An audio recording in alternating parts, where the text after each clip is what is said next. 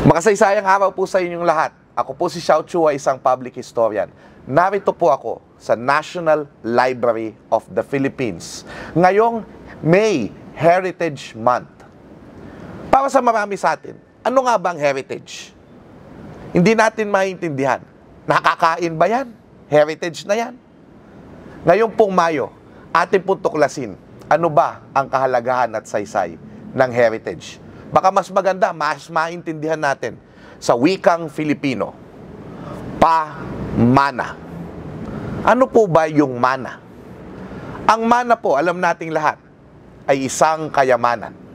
Ibig sabihin po, ang mga pamanang ito ng ating kasaysayan na nakalagak sa National Library of the Philippines ay mga kayamanan. Kanino po galing? Sa ating mga ninuno at sa ating mga bayani.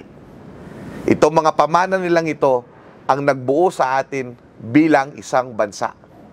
Kaya nga po, bago natin itanong, nakakain ba ang pamana? May saysay ba ang pamana at kahalagahan nito sa atin? Ay baka mas magandang itanong. Ang pamana ay binibigay lang sa nararapat. Kaya ang itanong natin sa ating sarili, nararapat ba tayo sa mga kayamanang ito ng ating mga ninuno? Muli, ako po si Xiao Chua para sa National Library of the Philippines ngayong buwan ng mga pamana.